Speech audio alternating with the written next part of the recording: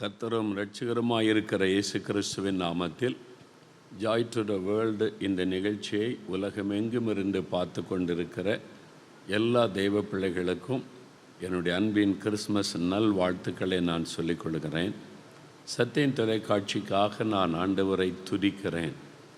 ஆண்டவருடைய மனதில் என்ன ஒரு திட்டத்தோட ஒரு ஏக்கத்தோட ஆண்டவர் இந்த சத்தியம் தொலைக்காட்சியை ஆண்டவர் ஆரம்பித்தாரோ அது நிறைவேறி கொண்டு வருகிறதை பார்த்து நான் மகிழ்ச்சி அடைந்த ஆண்டவரை துதிக்கிறேன். இன்னும் முழுமை பெறவில்லை, அதை நோக்கி போய் கொண்டிருக்கிறது. தேவனுடைய திட்டம் ஒரு மாபெரும் திட்டம் இருக்கிறது. இனி வரும் நாட்களில் அது தீவிரமாய் நிறைவேறுவதை நம்ம பார்ப்போம். அதற்கு ஆண்டவர் சரியான ஒரு தலைமையை ஏற்படுத்தி கொடுத்தார். அன்பு சகோதரர் ஐசக் லிவிங்ஸ்டன் அவர்கள். கர்த்தர் அவர்களை இந்த சத்தியம் தொலைக்காட்சியை பொறுப்பை எடுத்து கொள்ளும்படி அவர்களை கொண்டு வந்து நிறுத்தினார். இதை ஆரம்பிக்க பிரயாசப்பட்ட எனக்கும் இந்த மாதிரி நியூஸ் சேனல், இது மாதிரி டிவி சேனல் இதில் ஒரு ஆரம்பிக்கிற ஒரு அனுபவம் கிடையாது. அதை நடத்தி செல்கிற அனுபவம் ஐசக் பிரதருக்கு கிடையாது. அவங்க ஒரு பிஸ்னஸ் செய்து கொண்டிருந்தாங்க. இந்த பிஸ்னஸ் காரியம் தெரியாத ஒரு நபர் தான். ஆனால் ஆண்டவர் அவளை கொண்டு வந்து இணைத்து அவர்கள் கையில் இந்த பொறுப்பை கொடுத்து ஆண்டவருடைய மனதில் இருக்கிற திட்டத்தை நிறைவேற்றும்படிக்கு கர்த்தர் பொறுப்பை கொடுத்தார். அதை உண்மையோடும் உத்தமத்தோடும் ஒரு உண்மையான பாரத்தோடும் சுயநலம் இல்லாதபடி, அதை வைத்து லாப நோக்கம் இல்லாதபடி அவர்கள் ஆண்டவருடைய நாமத்தை மகிமைப்படுத்துகிற ஒரே நோக்கத்தோடு செயல்படுகிறதுனால கர்த்தர் துணை நின்று பாதுகாத்து ஆசீர்வாதத்தை நடத்தி கொண்டு வருகிறார். அவர்களையும் சத்தியம் டிவியில் பணி செய்கிற எல்லா தெய்வ பிள்ளைகளையும் நான் வாழ்த்துகிறேன். இதற்கு துணையாக இருக்கிற எல்லா தொழில் அதிபர்கள் அவர்கள் எல்லாரையும் நான் இயேசுவின் நாமத்தில் வாழ்த்துகிறேன். உங்களுக்காக ஜெபிக்கிறோம். இதில் சம்பந்தப்பட்டிருக்கிற ஒவ்வொருவரையும் ஆண்டவர் விசேஷமாய் ஆசீர்வதிப்பார். இதற்கு துணை நிற்கிற ஒவ்வொருவரையும் கர்த்தர் ஆசீர்வாதத்தை பெருக பண்ணுவார். அப்படியே ஆசீர்வதித்து உங்களை பெருக பண்ணுவாராக. நல்ல அருமையான நிகழ்ச்சிகளை நமக்கு தொகுத்து வழங்கின அருமையான ஐயா அவர்கள், நல்ல ஒரு தேவ மனிதர், நமக்கு இயேசு கிறிஸ்துவின் செய்தியை, கிறிஸ்துமஸ் செய்தியை எல்லா மக்களும் விளங்கி கொள்ளும்படி அருமையாய் அதை நடத்தி கொண்டிருக்கிற அருமையான சகோதரர் அவர்களுக்காக ஆண்டவருக்கு ஸ்தோத்திரம். அதோடு கூட நிறையா இதில் மோகலாசஸ்ன்னு நிறைய போட்டாங்க. அதை பார்க்கும் பொழுது தகுதியில்லாத எனக்கு தேவனுடைய கண்களிலே கிடைத்த ஒரு தயவு தான். இதற்கு நான் தகுதி உள்ளவன் அல்ல. ஒரு காலத்தில் இயேசு கடவுளே கிடையாது என்று பேசினவன். அதோடு நின்று கொள்ளவில்லை, இயேசுவை கேவலமாய் பேசினவன், இயேசுவை அருவருப்பாய் பேசினவன். என்னால் அந்த அளவிற்கு எனக்குள்ள மத வைராக்கியம் பக்தி இருந்தது. அதனால் அவ்வளவு நான் இயேசுவை தூஷித்தவன். அப்படிப்பட்ட என்னை நான் சாக கிடந்தபோது என் மரணப்படுக்கையை தேடி வந்து என்னை சுகமாக்கி அவர் என்னுடைய அன்பை எனக்கு வெளிப்படுத்தி சேற்றிலிருந்து தூக்கி எடுத்து அவருடைய இரத்தத்தினால் என்னை கழுவி என்னையும் ஒரு ஊழியக்காரனாய் நிலைநிறுத்தி இந்த மாதிரி காரியங்களை செய்ய வைத்திருக்கிற அவருக்குத்தான் எல்லா மகிமையும். நான் அதற்கு என்னிலே நான் தகுதி உள்ளவன் அல்ல. அவருடைய கிருபை மாத்திரமே இதை செய்ய வைக்கிறது என்பதை உணர்ந்து என் ஆண்டவரை நான் துதிக்கிறேன். இப்பொழுது ஒரு 10 நிமிடம் முக்கியமான ஒரு செய்தி உங்களுக்கு சொல்லும்படியாய் ஆண்டவர் சொன்னதை நான் சொல்லுகிறேன். இங்கே வந்திருக்கிறவர்கள் மாத்திரம் அல்ல, நீங்கள் தொலைக்காட்சியிலே பார்த்து கொண்டிருக்கிறவர்கள், உலகம் முழுந்திருந்து பார்த்து கொண்டிருக்கிறவர்கள், உங்கள் ஒவ்வொருவருக்கும் தேவன் ஒரு செய்தி சொல்லுகிறார். மல்கியா 4ஆம் அதிகாரம் 2வது வசனம், உங்கள் மேல் நீதியின் சூரியன் உதிக்கும், அவருடைய செட்டையின் கீழ் ஆரோக்கியம் இருக்கும். உங்கள் மேல் நீதியின் சூரியன் உதிக்கும். இந்த மல்கியா தீர்க்க தரிசன புஸ்தகம்தான் பழைய ஏற்பாட்டிலே கடைசியாக எழுதப்பட்ட தீர்க்க தரிசன புஸ்தகம். அதன் பிறகு 400 வருடங்கள் இயேசுடைய பிறப்புக்கு முன்பாக 400 ஆண்டுகளுக்கு முன்பாக எழுதப்பட்ட வார்த்தை, ஆண்டவர் கொடுத்த ஒரு வார்த்தை.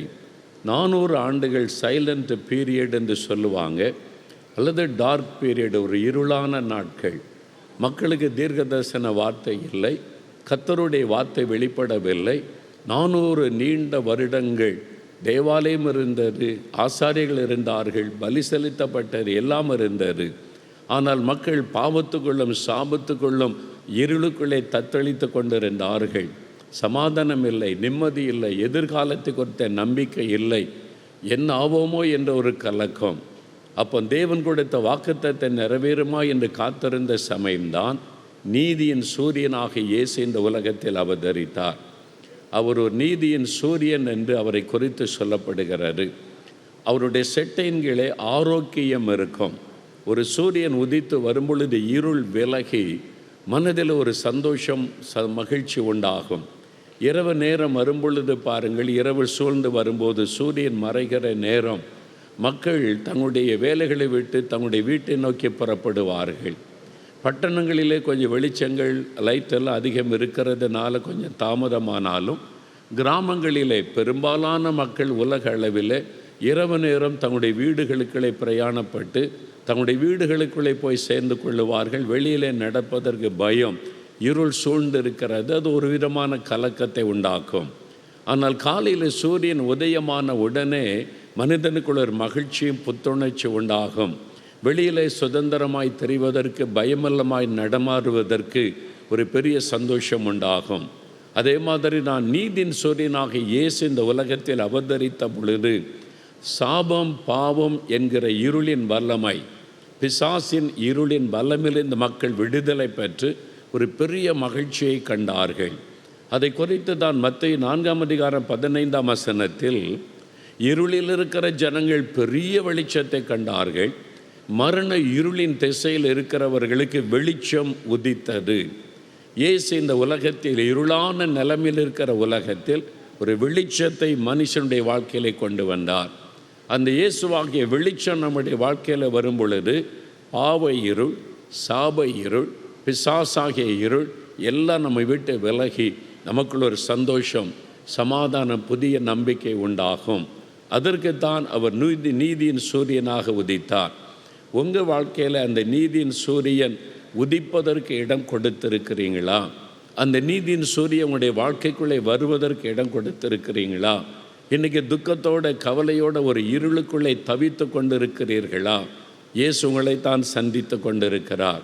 அந்த வெளிச்சம் உடைய வாழ்க்கையில் வரும்பொழுது என்ன மாதிரி மாற்றத்தை கொண்டு வரும்? ஒரே ஒரு சம்பவத்தை மாத்திர சொல்லி நான் ஜெபிக்க விரும்புகிறேன். ஒரே ஒரு சம்பவம் தான், அது மூலமாக ஆண்டவர் உங்களோடு பேசுவார் என்று விசுவாசிக்கிறேன்.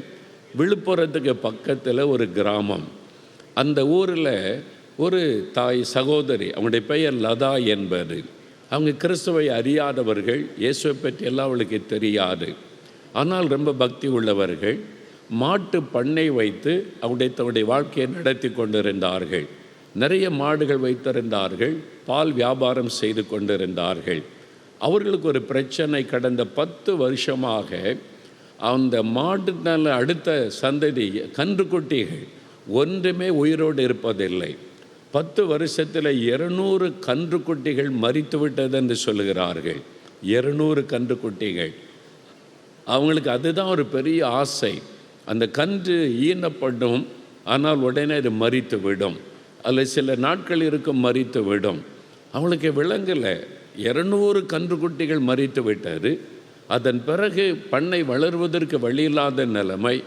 ஏன் இப்படி நடக்கிறது என்று கலங்கின பொழுது அவங்களுக்கு சொல்லப்பட்ட செய்தி, ஒரு சாபம், உன் குடும்பத்தின் மேலே ஒரு சாபம். அதனால தான் இயற்கைக்கு மேற்பட்ட விதத்தில் எல்லாம் மரணம் அடைந்து கொண்டிருக்கிறது, இழப்புகள் வந்து கொண்டிருக்கிறது, பண்ணை இனி வளர முடியாத சூழ்நிலை உண்டாகிறது. இது ஒரு சாபத்தினால் வந்தது என்று அவளுக்கு சொல்லப்பட்டார். உடனே பரிகாரம் என்று சொல்லப்படுகிறது. சாபத்திற்கான பரிகாரத்தை செய்ய ஆரம்பித்தார்கள். அதுக்கு ஏராளமான பணத்தை செலவு செய்தாங்க. யார் யார் எங்கே போய் என்ன பரிகாரம் செய்ய சொன்னார்களோ அதையெல்லாம் அவர்கள் செய்தார்கள். ஆனாலும் ஒரு கன்றுக்குட்டி உயிரோடு இருக்கவில்லை. தொடர்ச்சியான மரணங்கள் சம்பவிக்கிறது. இனி அதில் பிரயோஜனம் இல்லை என்று சொன்னபோது, மந்திரவாதத்தினாலே இதை மாற்ற முடியும் என்று சொன்னபோது மந்திரவாதியினிடத்திலே போனார்கள். அவன் ஆயிரக்கணக்கான பணத்தை வாங்கி கொண்டு மந்திரிக்கப்பட்ட தாயத்துகளை கொடுத்து மாட்டிலே அதனுடைய கொம்பிலே கட்டுங்கள், கழுத்திலே கட்டுங்கள் என்று சொல்லி எல்லா மாட்டுக்கும் கயிறுகள் தாயத்துகள் கட்டப்பட்டது. ஆனாலும் கன்றுக்குட்டிகள் உயிரோடு இருக்கவில்லை. தொடர்ந்து மரணங்கள். இவளுக்கு என்ன செய்வதென்று தெரியவில்லை. இந்த சாபம் போவதற்கு என்னதான் வழி? நான் இவ்வளவு பக்தியோடு செய்து பார்த்துட்டேன், மந்திரவாதம் செய்து பார்த்துட்டேன், இவ்வளோ பணம் செலவு பண்ணிட்டேன், என்னுடைய நஷ்டம் இழப்பு இந்த வேதனைக்கு முடிவு தான் என்ன? அப்போ தான் ஒருத்தர் சொன்னாங்க, இயேசு கிறிஸ்துனே ஒரு கடவுள் இருக்கிறாரு, அவர் பாவ சாபத்தை மாற்றுவார்னு சொல்ல கேள்விப்பட்டிருக்கிறேன். நீ அந்த கடவுள்கிட்ட போனால் உன் சாபம் நீங்க கூடும். அவர் என்னை எங்கே போய் பார்க்கறது? அவர் எங்கே இருக்கிறாரு? அவரை பற்றி எனக்கு எப்படி தெரியும்? அப்போ ஒருத்தர் சொல்லியிருக்கிறாங்க, சத்யன் டிவின்னு ஒரு டிவி சேனல் இருக்குது. ஒவ்வொரு சனிக்கிழமை ஞாயிற்றுக்கிழமையில் ஜெபிக்கலாம் வாங்கன்னு ஒரு நிகழ்ச்சியில் ஒருத்தர் பேசுகிறார். இந்த இயேசுவை பற்றி அவர் தெளிவாக சொல்லி தருவார்னு சொன்ன உடனே அப்போ தான் அவங்க சத்யன் டிவியை அவங்க டியூன் பண்ணி சனிக்கிழமை ஞாயிற்றுக்கிழமை ஜெபிக்கலாம் நிகழ்ச்சியை அந்த அம்மா பார்த்தாங்க. ஒரு கிராமத்தில் இருந்த படிப்பறிவில்லாத ஒரு ஏழை தாயார் ஒரு பண்ணை வைத்து வாழ்க்கை நடத்தி கொண்டிருக்கிறவர்கள். அவருடைய வாழ்க்கையில் பல கேள்விகளுக்கு பதில் கிடைக்கல. சாபம், பாவம், பாதிப்புகள், என்ன செய்வதென்று. அப்படிப்பட்ட நேரத்தில் இயேசுவை பற்றி அவங்க அறிய இப்படி ஒரு கடவுளா? மனிதனுடைய பாவ சாபத்தை மாற்ற மனிதனாய் வந்தாரா? சிலுவையில் ரத்தம் சிந்தி மரித்தாரா? இவர் தான் அந்த பரிகாரியா? ஆமாம், வேதத்தில் சொல்லப்படுகிறார், அவரே பரிகாரியாகிய கர்த்தர். அப்போ அவர் தான் பாவத்துக்கு சாபத்திற்கு இந்த வேதனைக்கு பரிகாரி என்பதை அறிந்து கொண்ட உடனே இயேசுவை எப்படி ஏற்றுக்கொள்ளணும், அவர் எப்படி விசுவாசிக்கணும் என்பதை அறிந்து கொண்டு இயேசுவை ஏற்றுக்கொண்டாங்க. அதாவது நீதியின் சூரியனுக்கு தன் வாழ்க்கையில் இடம் கொடுத்தார்கள். அந்த வெளிச்சம் வந்த உடனே சாபம் விலகினது, இருள் விலகினது. அப்போ தன் பிறகு கன்றுக்குட்டிகள் எல்லாம் உயிரோடு இருக்க ஆரம்பித்தது. அவங்களுக்கு ஒரு பெரிய சந்தோஷம். 10 ஆண்டுகளாக இழந்து போன ஆசீர்வாதம் வாழ்க்கையில் திரும்ப வருகிறது. கன்றுக்குட்டிகளை பார்க்க பார்க்க சந்தோஷம். இயேசுவை துதிக்கிறாங்க, இயேசுவை உறுதியாய் பற்றி கொண்டார்கள். இப்போ சில மாதங்கள் கடந்து விட்டது. அடுத்து அவங்களுக்கு ஒரு பிரச்சனை வருகிறது. பால் வியாபாரம் பண்ணி தான் வாழ்க்கை நடத்துகிறாங்க. இப்போ பால் வியாபாரம் நல்லா நடக்கிறது, லாபம் இல்லை. பிஸ்னஸில் லாபம் இல்லைன்னா எப்படி செய்வது? உழைக்கிறோம், கஷ்டப்படுகிறோம். பால் வியாபாரம் பண்ணுனா எல்லாம் கணக்கு பார்த்தா லாபம் இல்லையே, நஷ்டத்தில் போகிறது. உடனே அவளுக்கு கேள்வி, சாபம் போயிட்டு ஆசீர்வாதம் வந்துட்டுன்னு நினச்சா, ஆனால் லாபம் இல்லையே பிஸ்னஸில். இவ்வளோ கஷ்டப்பட்டு உழைக்கிறேன், மாட்டை பராமரிக்கிறேன், அதுக்கு வேண்டிய ஆகாரம்லாம் கொடுக்குறேன், லாபம் இல்லையே, இதுக்கு என்ன செய்வது? அவங்களுக்கு யாரையும் தெரியாது. ஆனால் இயேசு என்கிற ஆண்டவர் அறிந்து கொண்டாங்கல்ல. இயேசு பேசுகிறவர், அவர்கிட்ட ஜெபம் பண்ணால் பதில் தருவார் என்பதையெல்லாம் ஜெபிக்கலாம் நிகழ்ச்சியில் அறிந்து கொண்டாங்க. அதனால் உடனே அவர்கள் இயேசு கிறிஸ்துக்கிட்ட போனார்கள். இதுதான் கிறிஸ்தவர்கள் கவனிக்க வேண்டும். நமக்கு ஒரு பிரச்சனை வந்துட்டு நஷ்டத்துட்டா ஊழியக்காரனை தேடுகிறோம். அவர்கள் ஊழியக்காரனை அல்ல, இயேசுவை தேடினார்கள். ஒரு படிப்பறிவில்லாத கிராமத்தில் இருந்த ஒரு ஏழை தாயார் இப்போ தான் இயேசுவை பற்றி அறிந்திருக்கிறாங்க. அவங்க முழங்கால் படியிட்டு ஆண்டவரிடத்தில் போய், இயேசுவே நீங்கள் தான் ஆசீர்வதிச்சிங்க, சாபத்தை மாற்றிட்டீங்க, கன்றுக்குட்டிலாம் உயிரோடு இருக்க எனக்கு சந்தோஷம், நான் உங்களை விசுவாசிக்கிறேன். ஆனால் நான் உங்களை ஜெபம் பண்ணி தானே நான் எல்லாமே செய்கிறேன். ஆனால் என் பிஸ்னஸில் ஏன் லாபம் இல்லை? இத்தனை மாடு இருக்குது, இத்தனை பால் கறந்த வியாபாரம் பண்ணுற லாபமே இல்லையே, மாத கடைசியில் கணக்கு பார்த்தா நஷ்டமாக இருக்குது, இதை ஏன் நீங்கள் ஆசீர்வதிக்கலை? அப்போ ஆண்டவர் பேசினார். இதைத்தான் கிறிஸ்தவங்க கவனிக்கணும். அவங்க ஒரு இந்துவாக இருந்து இப்போ தான் ரட்சிக்கப்பட்டு இயேசு அறிந்து வந்திருக்கிறாங்க. ஆண்டவர்கிட்ட போய் கேட்குறாங்க, ஏன் என் பிஸ்னஸில் லாபம் இல்லை? ஆண்டவர் பதில் சொல்லுகிறார், மகளே, நீ பாலில் தண்ணி கலந்து வியாபாரம் பண்ணுற, நீ கலப்படம் செய்கிறாய், நான் எப்படி ஆசீர்வதிக்க முடியும்? அவங்க சொன்னது, அந்த தாயார் சொன்னது. அவங்கள்ட்ட ஆண்டவர் பேசுகிறார். ஆண்டவர் பேச மாட்டார்னு சில சோம்பேறி கிறிஸ்தவர்கள் சொல்லி கொண்டு திரிகிறோம். ஜெபம் பண்ணி பாருங்க, அவர் பேசுகிற தெய்வம். அவர் என்ன பேசுவார்? தவறுகளை சுட்டி காண்பிப்பார், சரிப்படுத்துவார். நீ பணத்தை கொண்டு வா ஆசீர்வதிப்பேன்னு சொல்லுகிறவர் அல்ல, என்ன காரணம் என்பதை சொல்லுவார். அந்த தாயார் சொன்ன சாட்சி எனக்கு ஆச்சரியம். அவங்க சொல்கிறாங்க, அவங்க இயேசுக்கிட்ட போனாங்க, இயேசுக்கிட்ட கேட்குறாங்க, ஏன் என் தொழிலில் நஷ்டம் ஆசீர்வாதம் இல்லை? இயேசு பேசுகிறார், நீ பாலில் தண்ணி கலந்து வியாபாரம் பண்ணுகிறாய், நான் எப்படி உன்னை ஆசீர்வதிக்க முடியும் மகளே என்று கேட்டார். அவங்க என்ன சொன்னாங்க தெரியுமா ஆண்டவர்கிட்ட? அப்போ பாலில் தண்ணி கலக்கக்கூடாது ஆண்டவரே. அவளுக்கு தெரியல. ஏன்னா பால் வியாபாரம்னாலே தண்ணி கலந்து செய்கிறது தான், இதுதான் அவங்களுக்கு தெரிந்தது. எல்லாரும் அதை செய்கிறாங்க, அதனால நான் அதை செய்கிறேன், அது பாவம்னே அவளுக்கு தெரியாது. இப்போ இயேசு சொல்லி கொடுக்கறது, பாவம் மகளே, எல்லாரும் செய்கிறாங்க, நீ அதை செய்யாத, சுத்தமான பாலை மக்களுக்கு கொடு, நான் அவனை ஆசீர்வதிப்பேன். அன்றையிலிருந்து அவங்க பாலில் தண்ணி கலக்கலை. அவங்க சொல்கிறாங்க, அதன் பிறகு ஆசீர்வாதம் ஆசீர்வாதம், வியாபாரத்தில் ஆசீர்வாத லாபத்தை கொடுத்து ஆசீர்வதித்தார். இதுதான் இயேசு. நீ எப்படி வேணாலும் பண்ணு, என்கிட்ட வா, நான் காணிக்க மட்டும் கூட ஆசீர்வதிப்பேன். நோ. இயேசு எதுக்காக வந்தார்? மனிதனுடைய வாழ்க்கையில் வெளிச்சத்தை கொடுக்க. பாவம் என்கிற அந்த அசுத்தத்தை நீ அறிந்து கொள்ள வேண்டும். எங்கே தப்பு நடக்கிறது என்பதை அறிந்து கொண்டு அதை சரிப்படுத்தி கொள்ள வேண்டும். ஒரு ஏழை தாயாருக்கு, கிராமத்தில் இருக்கிற தாயாரோடு ஆண்டவர் பேசி எப்படியெல்லாம் ஆண்டவர் நடத்துகிறார். வெளிச்சம், அந்த சூரிய வெளிச்சம், நீதியின் சூரியன் வந்ததுனால அவருடைய வாழ்க்கையில் சாபம் போனது, பாவம் போனது. நம்ம நிறைய பேர் நினைக்கிறோம் இதெல்லாம் பிஸ்னஸ் நேக், பிஸ்னஸ் தந்திரம், இதெல்லாம் இல்லாமல் பிஸ்னஸில் லாபம்லாம் பார்க்க முடியாது. இல்லை, உண்மையுள்ள மனுஷன் பரிபூரண ஆசீர்வாதத்தை பெறுவான். இன்றைக்கி சமுதாயம் எப்படி ஆகிவிட்டது? லஞ்சம் வாங்குவது பாவன்ற உணர்வே இல்லாத சமுதாயம் ஆகிவிட்டது.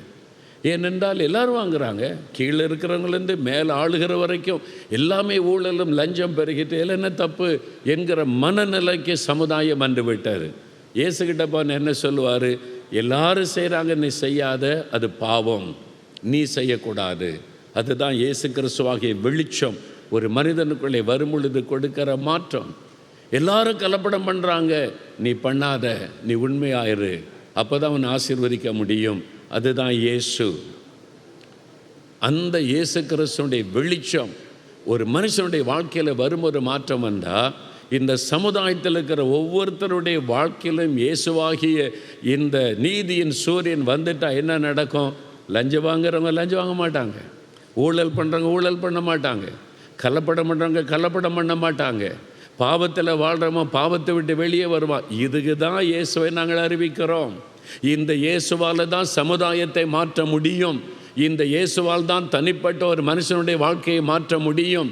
இந்த இயேசுவால் தான் அந்த மாற்றத்தை கொண்டு வர முடியும். அதனால தான் இந்த இயேசுவாகிய நற்செய்தி எல்லா மக்களுக்குள்ளும் போக வேண்டும். இந்த வெளிச்சம் எல்லா மக்களுக்குள்ளும் செல்ல வேண்டும். இந்த நீதியின் சூரியன் எல்லாருடைய வாழ்க்கையிலும் பிரகாசிக்க வேண்டும். அந்த வெளிச்சம் வரும் பொழுது பாவ இருள், சாப இருள் விலகி சமுதாயமே மறுரூபமாகும். அதுக்கு தான் இயேசு கிறிஸ்து. எங்களுக்கு மதத்தை பரப்புகிறாங்க, மதம் மாற்றுறாங்க, ஒரு பொய்யான குற்றச்சாட்டை திரும்ப திரும்ப திரும்ப சொல்லி கொண்டுக்கிற ஒரு கூட்டம் இருக்கிறாங்க. வட இந்தியாவில் பீல் என்கிற ஒரு ஆதிவாசி மக்கள் இருக்கிறாங்க. குஜராத், ராஜஸ்தான், மத்திய பிரதேசம், அந்த 3 மாநிலத்தில் ஒரு 2 கோடிக்கு மேலே வசிக்கிறாங்க ஒரு இன மக்கள். வில்லம்பு தான் வச்சுருப்பாங்க. அவங்க மத்தியில் நான் வருஷந்தோறும் ஊழியத்துக்கு போயிருக்கிறேன், பல வருஷம். வில்லம்பு வச்சுருப்பாங்க.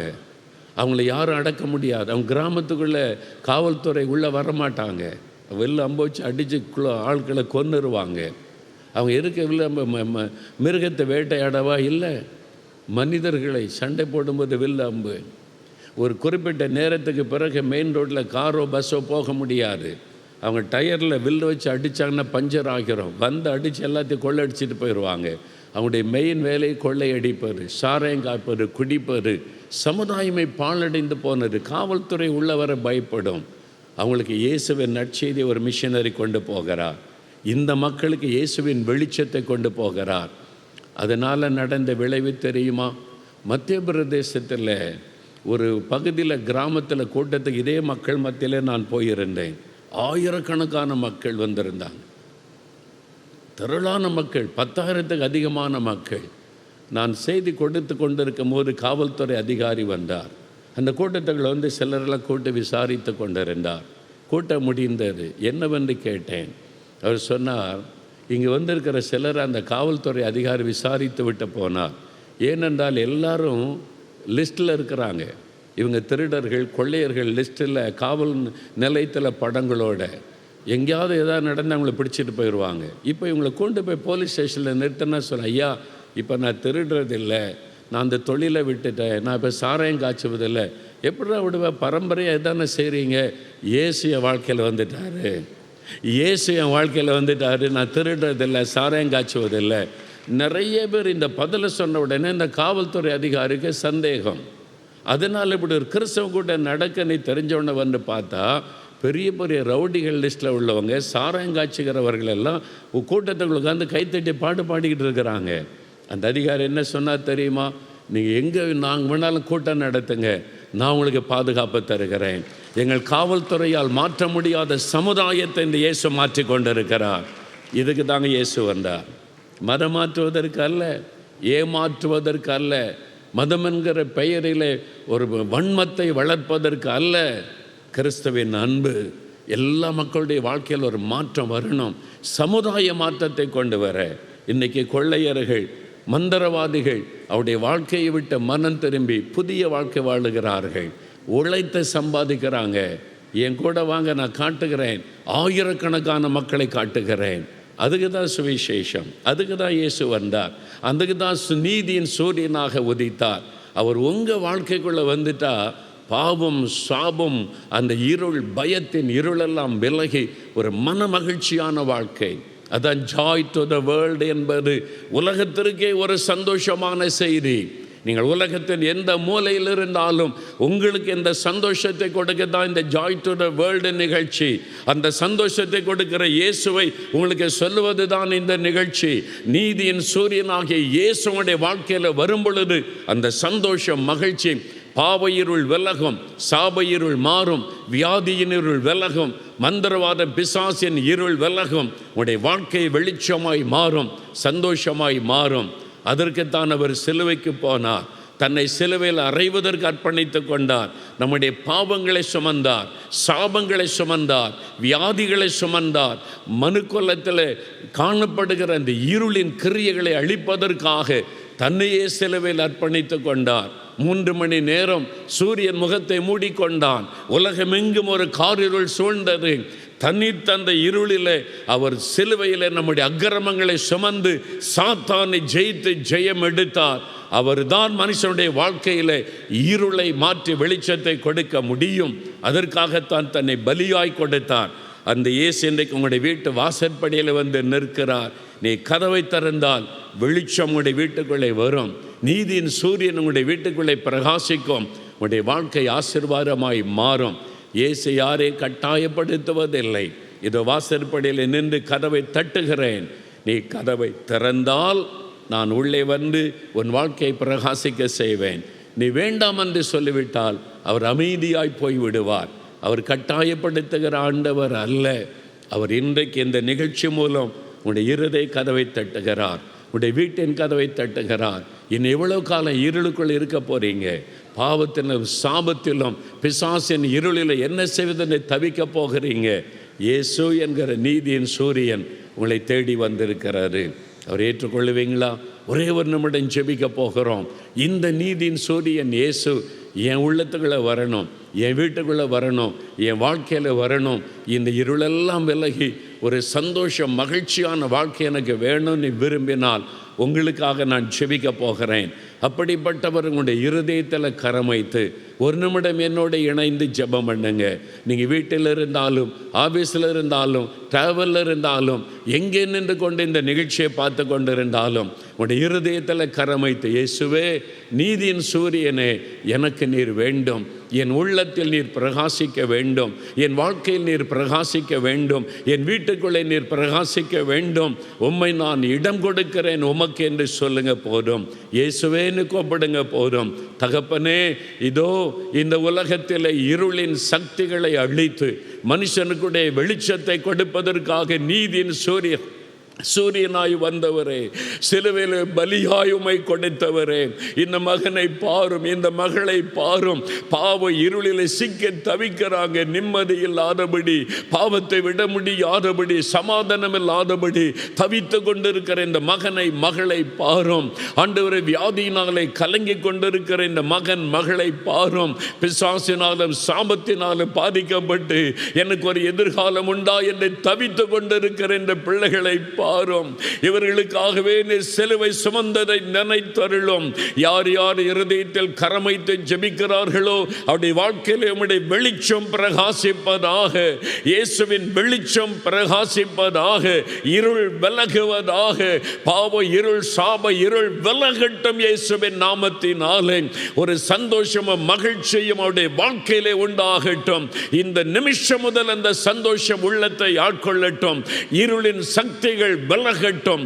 கர்த்தருடைய வெளிச்சம் பிரகாசிக்கட்டும். அப்படியே நீர் ஆசீர்வதிக்கிற அன்பிற்காக ஸ்தோத்திரம், ஸ்தோத்திரம், ஸ்தோத்திரம். இயேசு கிறிஸ்துவின் நாமத்தில் ஜெபிக்கிறோம் பிதாவே. ஆமென், ஆமென். God bless you.